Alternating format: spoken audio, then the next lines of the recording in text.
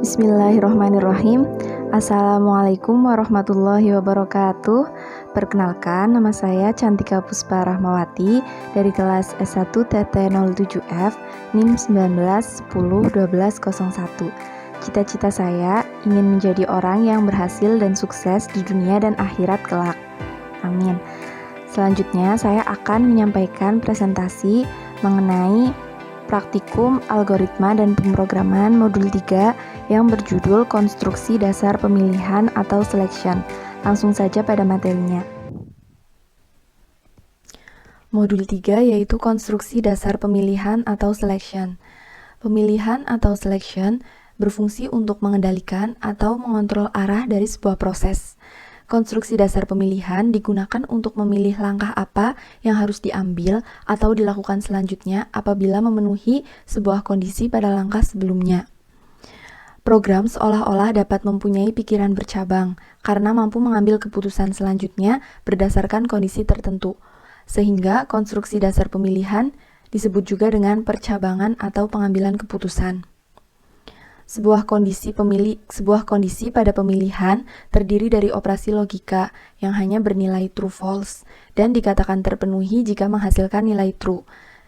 Operator yang digunakan untuk operasi logika ada sama dengan, tidak sama dengan, seperti ini, lebih dari, kurang dari, lebih dari sama dengan, kurang dari sama dengan, logic AND akan menghasilkan nilai true jika keduanya true. Logic OR, jika salah satu kondisi atau keduanya bernilai true, baru menghasilkan nilai true. Logic NOT, yaitu kebalikannya, jika kondisinya true menghasilkan nilai false. Konstruksi dasar pemilihan dapat dibagi menjadi 4 jenis, yaitu pemilihan tunggal, pemilihan ganda, pemilihan majemuk atau lebih dari 2, dan pemilihan bersarang. Yang pertama, yaitu pemilihan tunggal. Pemilihan tunggal digunakan untuk menjalankan proses yang ada pada salah satu kondisi saja. Jika kondisinya terpenuhi, maka proses akan dijalankan. Dan jika tidak terpenuhi, maka proses tidak akan dijalankan. Bentuk flowchartnya seperti ini. Jadi pada syaratnya, jika terpenuhi atau true, prosesnya akan dijalankan. Sedangkan jika tidak terpenuhi atau false, maka langsung selesai, prosesnya tidak dijalankan. Dalam bentuk bahasa C, hanya ada if, proses, kemudian sudah selesai. Yang kedua yaitu pemilihan ganda.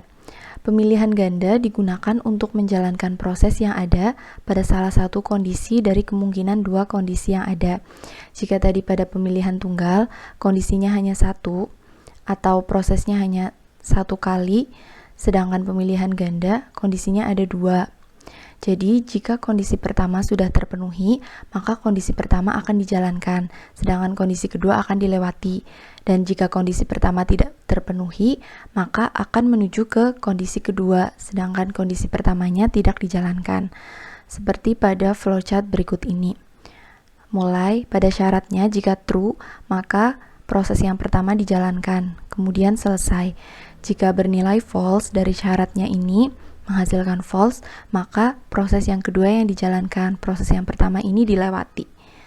Pada struktur bahasa C, pemilihan ganda yaitu ada if, proses, kemudian jika tidak terpenuhi masuk ke else, kemudian proses yang kedua. Yang ketiga yaitu pemilihan majemuk.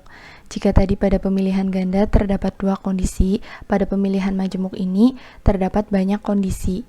Jadi pemilihan majemuk digunakan untuk menjalankan proses yang ada pada salah satu kondisi dari banyak kondisi yang ada.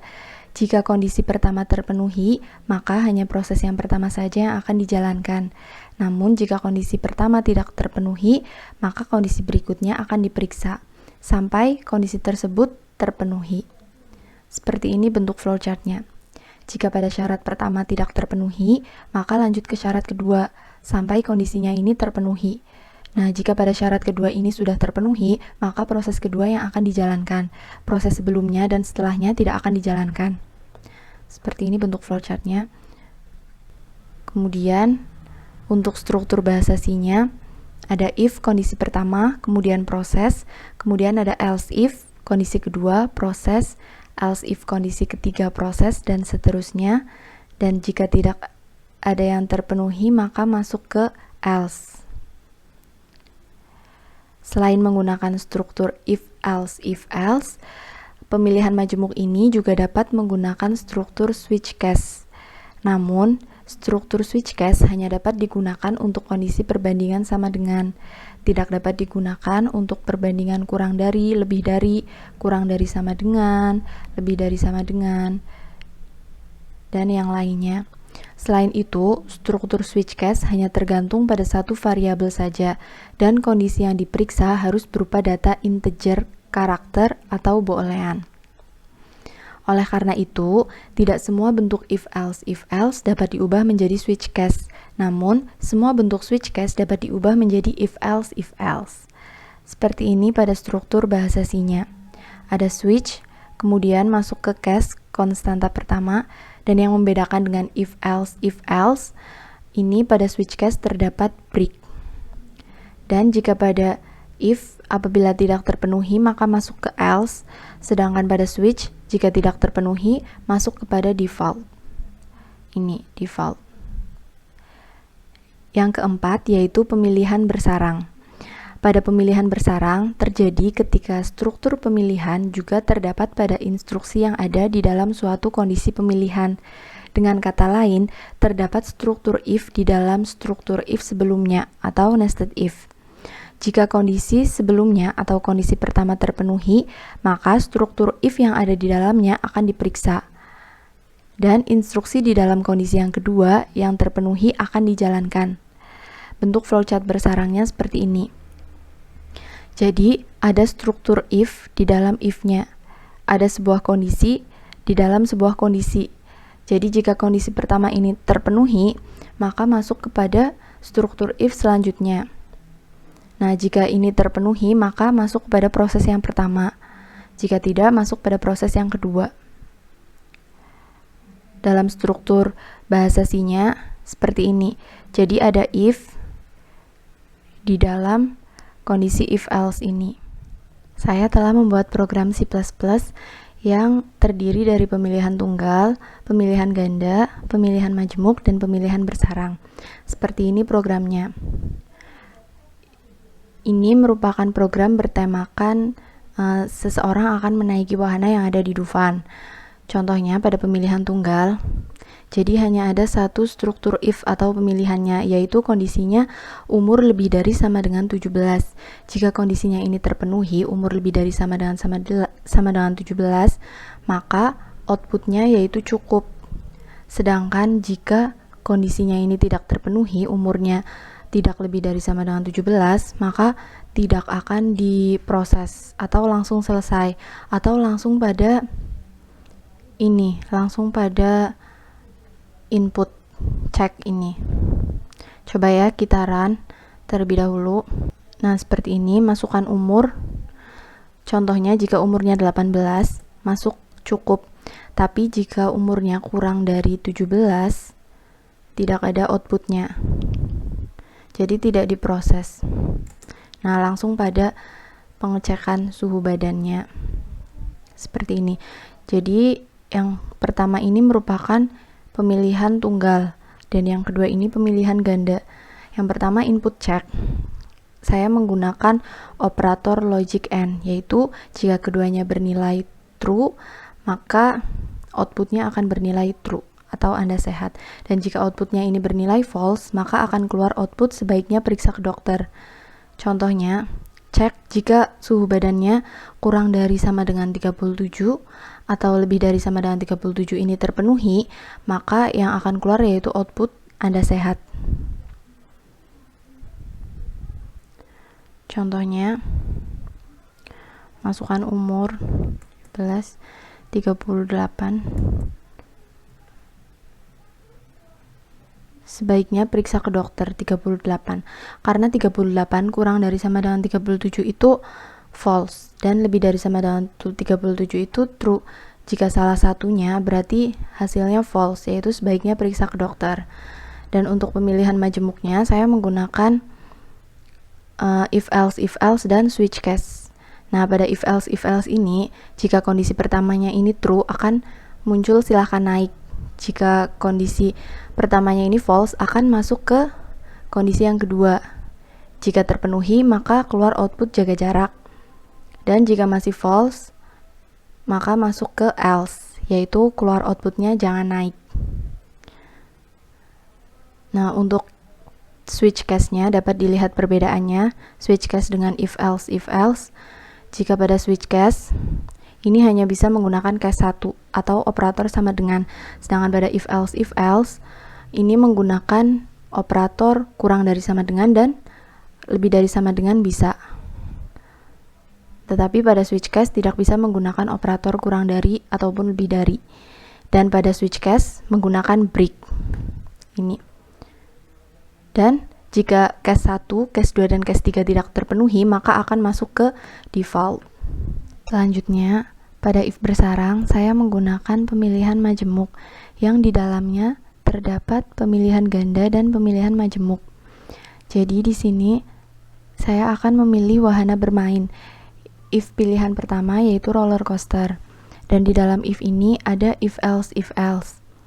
Nah, jika pada tinggi kurang dari sama dengan 80 terpenuhi, maka akan keluar output jangan naik roller coaster. Dan apabila tidak terpenuhi masuk kepada else if, dan apabila tidak terpenuhi masuk kepada else. Yaitu silakan menikmati permainan. Untuk else if pilihan yang kedua yaitu wahana permainan alap-alap. Jadi ini di dalam else if ini juga terdapat if else atau pemilihan ganda. Yaitu jika tingginya lebih dari sama dengan 100 silahkan naik, dan jika tidak terpenuhi maka langsung masuk ke proses yang kedua. Nah, jika tadi dari if pilihan 1, pilihan 2 tidak ada yang terpenuhi maka masuk ke else, yaitu tidak ada wahana yang Anda inginkan.